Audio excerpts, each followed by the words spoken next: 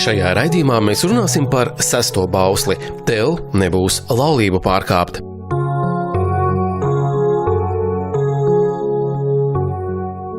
Divu pretēju dzimumu Dieva svētītā laulībā slēpjas visas cilvēces esības jēga. To iedibināja Dievs, radot Ādamu un Ievu, divu pretēju dzimumu pārstāvjus.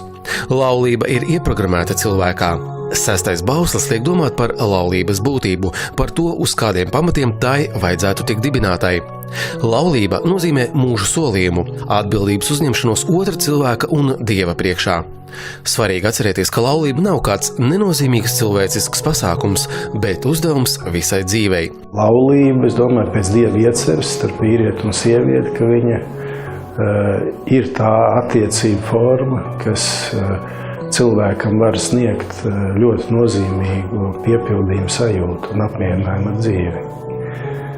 Tas nenotiek automātiski, tas notiek tad, ja kaut kādi svarīgi nosacījumi tiek īstenot. Proti, ka tās ir tādas savstarpējas attiecības, kuras balstās, savstarpējā mīlestībā, cieņā, uzticībā. Par 6. bausli mēs mācīsimies kopā ar Latvijas evaņģēliskās luteriskās baznīcas Trikātas draudzes svētdienas skolas audzēkņiem. Katrā 2. un 4. mēneša svētdienā Trikātas mācītāja muižā, kas padomju laikos pamatīgi cietusi un tagad tiek pamazām atjaunota, pulcējas vairāk kā 40 dažāda vecuma bērni, lai vairāk uzzinātu par to, kas radīs pasauli, kas ir lūgšana, kad un kā varam lūgt, kas ir grēks, kā iegūt vai atgūt sirdsmieru, kas ir labestība, ticība, mīlestība, vai tās ir vērtības. Citiem vārdiem sakot, bērni un jaunieši šeit pulcējas, lai mācītos labāko dzīves ceļu, dzīvi kopā ar Dievu. Katra svētdienas skolas nodarbības diena noslēdzas ar dievkalpojumu, uz kuru nāk arī pārējie draudzes locekļi. Svētdienas skola Trikātā ir draudzes mugurkauls, draudzes pamats, lielais attālums un ziemā kaut kādi sniegputeņi nav nekāds šķērslis. Bērni nāk pat no daudzāku kilometru attālumu. Motivācija viņiem acīmredzot ir sirdīs, jo nevienu tā ar varu nedzen tā kā uz daļas lidošanu vai kaut kur. Tas tomēr pašiem gribās uzzināt to visu. Ziņkārība rodas. Ir jau arī Dievs, kas ieliek šo ziņkārību. Šeit ir daudz bērnu. Viņi nāk pie mums, viņi uzklausa. 20 gadu laikā ir izauguši vairākas svētdienas skolas paaudzes. Lieliski, jā, viņi ir lieli cilvēki. Viņiem pār pa 20 gadi jau dažiem. Viņi daudz dzīvē sasnieguši daži pat. Un tas tiešām priecē. Trikātas mācītāja muiža atrodas blakus Trikātas evaņģēliskās luteriskās Svētā Jāņa baznīcai, kas kopš 13. gadsimta piedzīvojusi dažādas pārmaiņas, gan ēkas konstrukcijā, gan arī interjerā. Starp interesantiem faktiem, kas saistīti ar šo baznīcu, noteikti jāmin gan tas, ka šeit tika uzņemta Rīgas kinostudijas filmas Purva Bridējas fināla epizode, gan tas, ka baznīcā atrodas Erfurtes ērģeļmeistara Augusta Martina 1867. gadā būvētas ērģeles, gan arī tas, ka šeit redzams baznīcām neraksturīgs griestu gleznojums, latviskas zīmes, auseklītis, mārazīme un citas. Ir jau izauguši mums arī nākamā paudze. Ziniet, kāds prieks ir redzēt, ka tava skolniece pati iziet svētdienas skolotāju kursus. Mums tādas bija 2 māsas, un jau pati nāk kalpošanā šeit. Tas ir neaprakstām, ka tas ir tāds prieks, ka augļi jau ir pat redzamības zonā, var teikt. Bērni, ierodoties uz nodarbību, uz speciālām aprocēm saņem uzlīmes, kuru skaits parāda, cik nodarbības tie ir apmeklējuši.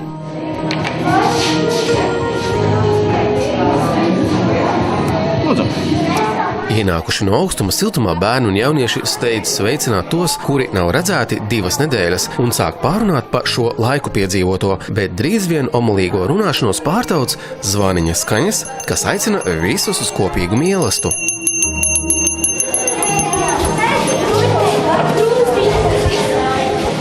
Katrs kristietis pirms ēšanas noskaita lūgšanu vai vismaz pateicas Dievam par piešķirtajām dāvanām un izlūdzas mīlestam svētību. Trikātas svētdienas skolā lūgšanā pirms maltītes ir veiksmīgi ņemti palīgā ritmi no pasaules slavenas dziesmas, kas komentārus neprasa. Pārbaudām, vai rociņas nesalīp kopā? Nesalīp. Un tagad ritmā.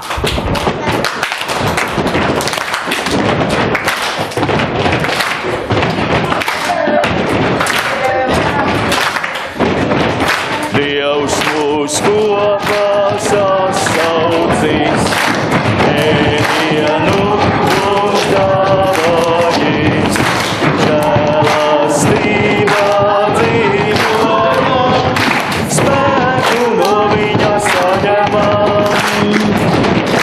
Pēc enerģiskās galda pateicības dziesmas Svētdienas skolas audzēkņi ķērās pie maltītes baudīšanas, bet Svētdienas skolas vadītājs tikmēr pieraksta tos, kas ir ieradušies.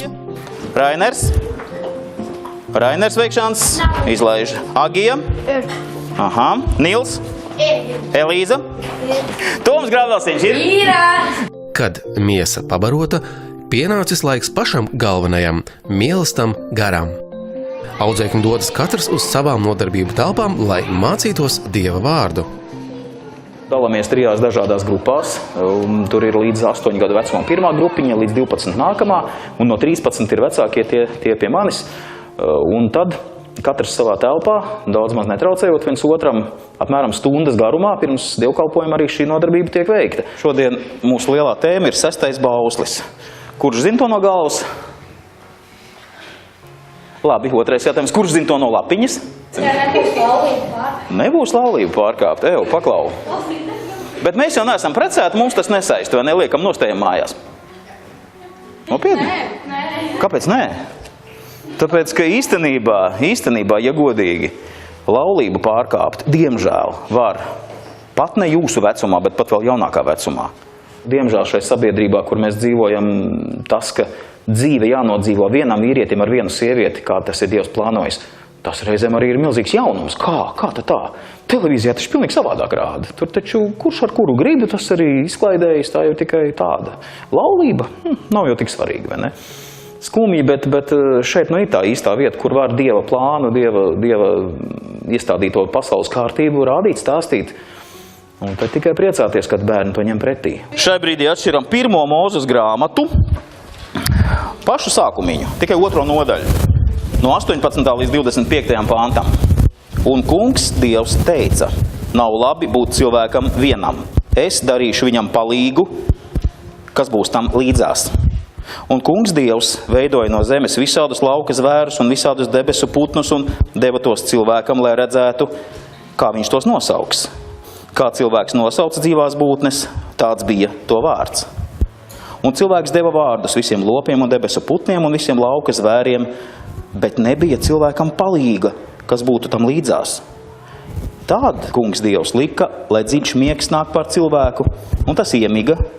Tad viņš ņēma vienu viņa ribu un to vietu aizpildīja ar miesu, un no ribas, ko viņš bija ņēmis, no cilvēka, kungs Dievs darināja sievieti un atveda viņu pie cilvēka.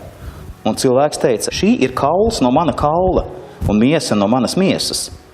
Tāpēc, lai to sauc par sievu, jo no vīra tā ņemta.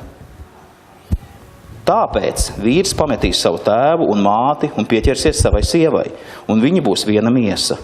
Un viņi abi bija kaili, vīrs un viņa sieva, bet nekaunējās. Āmen. Jā, uzreiz vārds kaili iedūrās ausīs pareizi. Tāpēc, ka nebija vēl pasaulē ienācis grēks, neviens vēl nezināja, ka tā nav forši. Likās dabiski. Vīrs ar sievu īstenībā, tas vienkārši dabiski. Tā Dievs ir iekārtojis. Bet, jā. Jūs pamanījāt, ka ne jau Dievs veidoja otru vīrieti. Lai gan varbūt 2 tādi bratani kopā būtu tīri sakarīgi, vai ne, laba draudzība, bet nekādā veidā neizdotos bērnus radīt. Tāpēc vīrietis, sieviete, tas ir tā, kā Dievs ir iekārtojis. Un arī 2 sievietes šad tad pastāst, ka viņām tīri labi kopā ir un viņas pat varētu laulāties un bērnus kaut kur sameklēt. Nē. Ja jūs ticat, kā Dievs to ir veidojis, ģimene ir vīrietis un sieviete. 2 pilnīgi laimīgi cilvēki. Un viņu laimes pamats, ja nav kaut kādās materiālos labumos vai kaut kādā citā lietā, bet tajā, ka Dievs ir ar viņiem. Dievs ir tas, kurš viņus dara laimīgus, viņš viņus vieno. Padomājiet, būt Dievu tūmā. Tas ir mūsdienu cilvēkiem raksturīgi. Visi tā ārkārtīgi kāro doties uz baznīcu svētdienās vai ne, būt Dievu tūmā. Pareizi? Tiešām, redz, ka nē. Un tad beigās ir visādas nelaimes, bet viss sākās ar to, ka man patīk tāda līdzība parasti pieminēt, ka ja cilvēks ir nosalis, aizbēdzis no istabā no kamīna vis tālākajā kaktiņā un sūdzās, ka viņam ir augsti, viņš ir aizbēdzis no Dieva un sūdzās, ka viņam ir slikti. Bet paklau, varbūt pieeja klāt, sasildies, iepazīsti Dievu, un tad viss atrisināsies, manuprāt. Bet laimīgu dzīvi dzīvot, es neticu, ka tas ir iespējams, kaut kur cenšoties izvairīties no Dieva. Vecākai klasē, kas ir man no 13 gadiem uz augšu, tie bērni, tajā nodarbībā, jā, redzēju. Bija, protams, gan tēmas, kuras izraisa mulsu smaidu, bet tās ir tēmas, kuras viņos iekšā ir. Pat labāk viņas top aktuāls. Un agri vai vēl tas viss notiks arī tieši precīzi viņa dzīvēs. Būs šīs tēmas svarīgas, jo atrast savu otro pusīti, tas ir ārkārtīgi bieži tiek uztverts tādu neveselīgu saspringumu. Tev jau ir otrā pusīte. Es esmu redzējis internetu portālos, kur to burtiski kā tādu milzīgu pazemojumu, ka tev vēl nav puiša, tev vēl meitenes nav. Mīļo cilvēki, tev ir 14 gadi, kāds sakars tev vispār ar savu otro pusīti? Tev ir jāiet un jādraudzējas.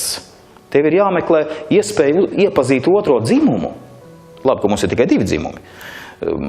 Puišiem iepazīstiet, kas meitenēm parasti patīk, uz ko viņas parasti apvainojas, iepazīstiet otru dzimumu. Un puiši, seciniet, kas meitenes aizvaino, ka jūs nedrīkstat rūpji būt viņu klātbūtnē. Šis ir īstais laiks iepazīt pretējo dzimumu. Un tas arī ir viss. Pagaidām es kaut kā neticu, ka 14 gados iedos dzīves draugu Dievs. Viņš iedos, bet nesteidzies. Tev nebūs laulību vārkam, šis ir sestais mauslis. Tātad jūs arī to varat pārkāpt, jo neesat vēl neko apsolījis. Diemžēl jā, tas nemaz nav tik grūti. Tie, kuriem pietiek drosmes, un tie, kuri ir kādreiz atvēruši kādu datoru mājaslapu, kur ir 18+. Pasakiet, nekustoties. Es esmu. Es vienīgais, ja? Forši, man tāds prieks, ka jūs to nekad nesat darījuši. Maleči. Es zinu, ka jūs filmē droši vien tā, ka negribās uzreiz. Tas biju. Es neticu, ka jūs to nesat darījuši, bet tas ir veids, kā tuvoties baušļu pārkāpumam. To nevajadzētu darīt. Es ticu, ka viņi jau droši vien turpat internetā skatās to pašu, ko arī pilsētā jaunieši, bet šeit viņi vēl nav pazaudējuši to atvērtību tam visam, kas ir nepieciešams tieši atvērtība Dievam. Viņi nav vēl tā noslēgušies un, teiksim tā, man šķiet, viņi nav tā pārblīvēti ar visādām pārējām pasaules trokšņiem, izklaidēm. Atšķiram Mateja evaņģēliju, tas ir no jaunās derības grāmatām, 1. evaņģēlijs, 5. nodaļu. Te jau virsraksts ir par laulības pārkāpšanu, ļoti precīzi. Jūs esat dzirdējuši, ka ir sacīts, nepārkāp laulību. Bet es jums saku, ik viens, kas uzlūko sievieti ar iekāri, jau ir pārkāpis laulību ar viņu savā sirdī. Bet ja tava labā acis tevi apgrēcina, izrauj to un met projām, jo labāk tev ir zaudēt vienu savu locekli, nekā visa tava miesa tiek iemesta ellē. Amen. Tas nozīmē, ka visi, kuriem ir izdevies netīšām pavērot kaut ko, ko nedrīkstētu, principā būtu acis jāmet kaut kur kaudzītē, ja? Trikāts centrā. Pareizi? Nē, tas ir tikai salīdzinājums. Seks un viss, kas saistās, kas ir paredzēts laulībā, tas ir pagaidām aizslēgts skapītis. Augšā tur var pakāpties tie, kuri paaugušies pietiekami, ir apsolījuši viens otram, un tas ir skapītis, ko slēdz vīrs ar sievu kopā vaļā. Tur ir, kā lai pasaka, kāzu dienā pasniegt savam mīļotajam torti. Tas būtu forši? Nu, izredzētiem. Jā, tu savai mīļai iedot torti, vai ne? Tā ir tev. Un tagad iedomājieties šo situāciju. Izstiepiet rokas priekšā.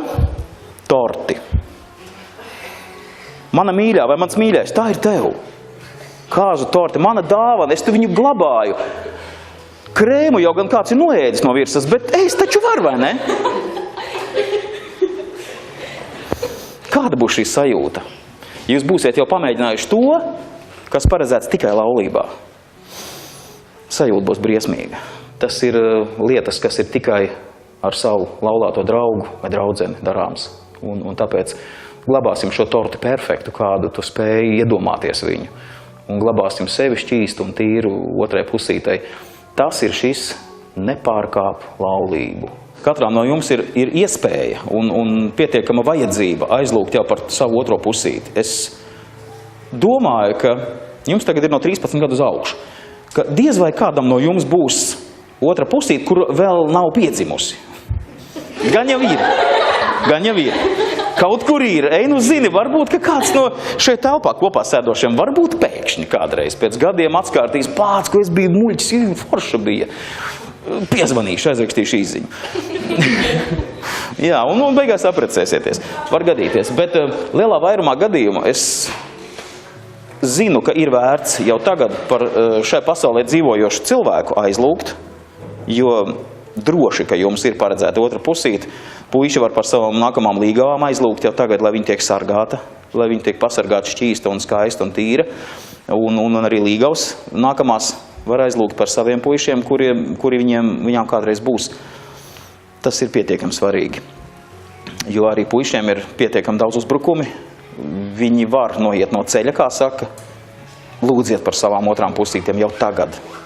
Par savas otrās puses gaidīšanu. Es arī vienu klipiņu esmu sagatavojis. Gan jau jūs esat viņu kādreiz redzējuši.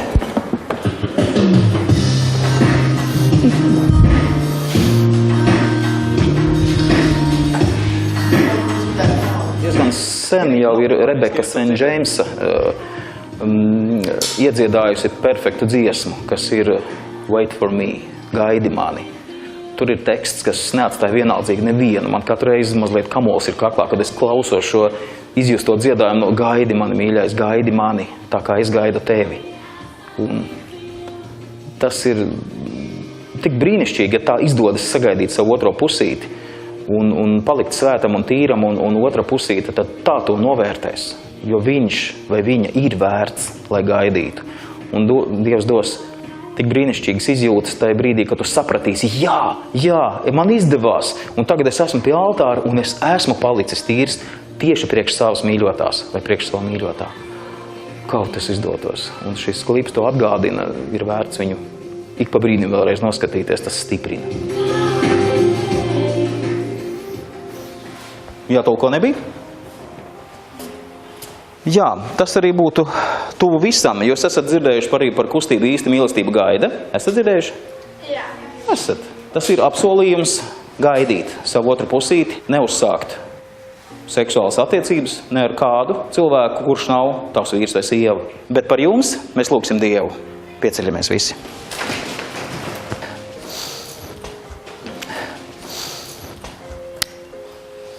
Mīļais kungs un Dievs, paldies Tev par šiem jauniešiem, kuri izvēlējušies ticēt Tev. Mans Dievs, māci ticību, māci to arī praktiski piedzīvot. Mīļais Dievs, esi ar katru no šiem cilvēkiem, lai viņi saprot, cik svarīgi ir paļauties uz Tevi un gaidīt. Gaidīt un nesteigties un būt pacietīgiem. Mīļais kungs, sargi šīs sirdis, sargi šos cilvēkus, lai viņi vienmēr atcerās, ka Tu esi galvenais un ka pie Tevis ir visi risinājumi. Tu esi pats labākais, kungs. Tikai Tu sārgi, mans Dievs, no visiem kārdinājumiem, no visām viltībām un dara šos bērnus par brīnumu Trikātā un Latvijā, lai uz viņiem skatās un viņus apskauž. Kungs, sargi un vadi mūs visus. Lūksim Jēzus vārdā. Mūsu Tēvs debesīs, svētīts, lai top Tavs vārds, lai nāk Tava valstība, Tavs prāts, lai notiek kā debesīs, tā arī virs zemes. Mūsu dienišķo maizi dod mums šodien un piedod mums mūsu parādus, kā arī mēs piedodam saviem parādniekiem. Un neieved mūsu kārdināšanā, bet atpestī mūs no ļauna, jo Tev pieder valstība, spēks un gods mūžīgi mūžos. Āmen. Bībele pārstāv tādu nepopulāru viedokli mūsdienās. Proti, ka cilvēkiem būtu ieteicams saglabāt atturību pirms laulībām. Es saku nepopulāru, jo es pieņemu to, ka mūsu sabiedrība, kurā mēs dzīvojam, sludina citas vērtības. Un es negribu būt Dieva advokāts. Jā, kādēļ Dievs tā saka, kādēļ cilvēkiem būtu svarīgi to atturību saglabāt. Es varu teikt tā, ka uzticība noteikti ir ieradums arī dzen. Ja, kad mēs mācamies būt uzticīgi un kļūstot pieauguši, mums ir jāiemācās kontrolēt, jeb vadīt, pārvaldīt savu seksualitāti. Un es teiktu tā, es domāju, ka tas ir tāds labs jautājums domāt, kādēļ Dievs saka, ka tā vajadzētu darīt. Jo principā jau mēs esam brīvi darīt arī citādāk. Tikai man šķiet, ka tur, kur parādās tie Dieva likumi, ka viena tāda doma ir, ka šos likumus Dievs ir devis mūsu pašu labumam.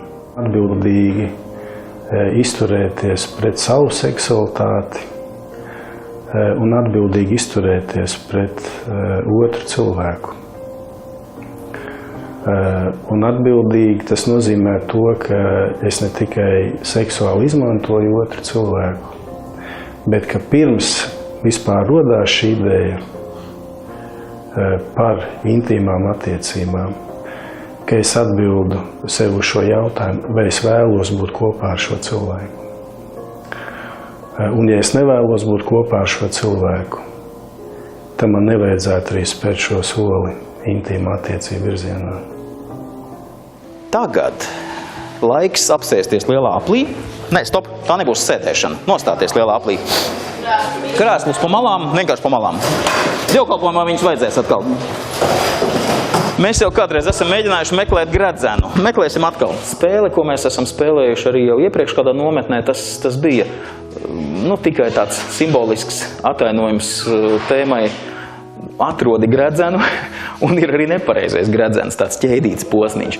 Uz auklas uzvēruši esam gredzenu, un tas tiek slēpts, un tur meklē, šī ir tā simboliskā meklēšana tavā dzīvē, un atrodi nepareizo.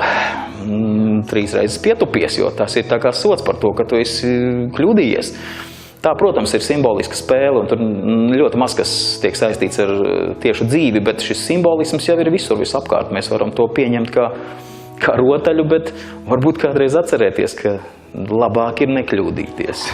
Jauniešiem patīk spēles, jauniešiem patīk tiešām spēles. Es jau reizēm nobrīnos, ka viņiem patīk arī to tīro mantu, to neatšķēdīto evaņģēliju vēstu, lasīt un klausīties un spicēt ausis. Bet tomēr spēles viņiem kaut kā ir vairāk. Pagaidām pulss ir straujāks, hormoni riņķo, galvā vētra, vēderā tauriņi, viss notiek. Bet tāpēc spēle ir tas, kas uzrunā tomēr precīzāk viņu ritmam atbilstoši. Tikpat rotaļīgi un jautri norit nodarbības arī jaunākajā un vidējā vecuma grupā. Nodarbības tiek papildināts ar dažādiem elementiem un pat tiek izsniegts īpašs dokuments. Tā ir Trikātas Svētdienas skolas skolēna apliecība. Šeit stāsta par Dievu, dažām citādākām lietām, bet skolā nē. Gribējās iemācīties daudz ko par pasauli un par Dievu. Mēs šodien runājām par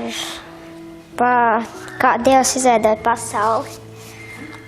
Mēs salīmējām tā kā puzli. Sēņu skolā jau sēju 9 gadus, no 2006. gada, un mācos 7. klasē. Es arī eju Strenču Svētdienas skolā. Un Sēņu skolā es nāku, lai katru dienu uzzinātu ko jaunu par Dievu, un lai es lūgtu un attīrītu savu sirdi no visiem netīrumiem, lai palūgtu.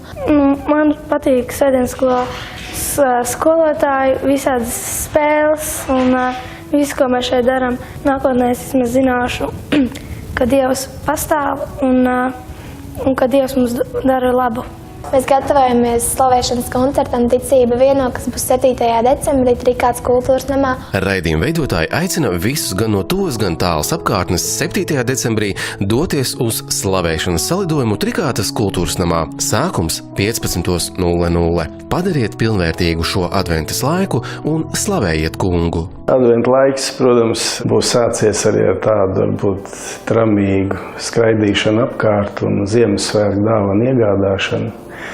Man šķiet, ka varbūt arī kontekstā ar to tēmu, ko mēs šodien esam apskatījuši, svarīgākais, manuprāt, ir attiecības. Un ir ļoti jauki, ja mēs varam sagatavot kādas mīļas dāvaniņas, bet man šķiet tas, kas būtu svarīgāk par tām dāvaniņām. Protams, es zinu, ka bērni gaida dāvanas, bērniem ir jādāvina dāvanas, bet man šķiet tā lielākā dāvana, protams, ir laiks, ko mēs varam pavadīt kopā ar tiem cilvēkiem, kurus mēs mīlam. Un, protams, man šķiet arī būtu labi, ja mēs šajā adventa laikā padomātu, kas ir tas, ko mēs gribētu iegūt paši priekš sevis. Kad mēs ne tikai domājam, ko mēs varam uzdāvināt citiem, bet ko mēs vēlētos iegūt priekš sevis. Un varbūt mēs varam lietot šo adventu laiku kā iespēju uzstādīt kaut kādus garīgus mērķus, uzdevumus, varbūt nomierināties, ieklausīties sevī, saprast, kas ir tās manas dziļākās vajadzības, aiziet uz dievnam, ieklausīties, ko Dievs man vēlās sacīt. Jo Dievs vēlās, lai mēs nodzīvojam svētīgu dzīvi. Un, protams, mēs dzīvojam tajā laikmetā, ka mēs domājam, mēs paši visu zinām, mēs paši zinām labāk, jau mums nevajag, kāds mūs māca. Bet tomēr es domāju, ka tas, ko Dievs ir sacījis, gadu tūkstošu gaitā, ka tas ir spējis daudz cilvēks iedvesmot un arī daudziem cilvēkiem parādīt kaut kādu to dzīves ceļu. Protams, katram paliek tā izvēle, vai mēs tam atsaucamies vai nē.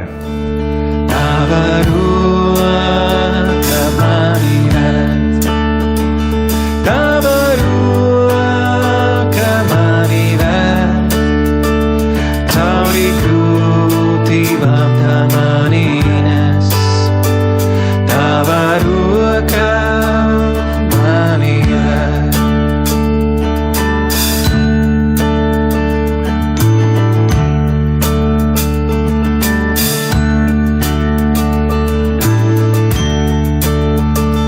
Tava balss mani sauc, tava balss mani sauc, sekot tev tā mani aicina.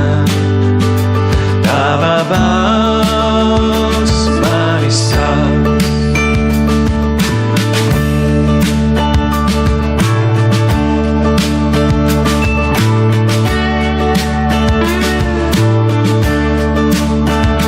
Tavas asins mani glāb, tavas asins mani glāb, tās par mani krustā izlietas.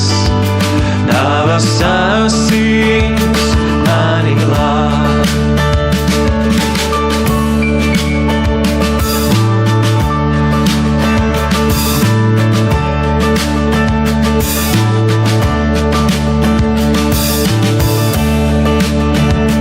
Tavas sirds mani mīl, tavas sirds mani mīl, tā par mani visu atdeva. Tavas sirds mani mīl, tavas sirds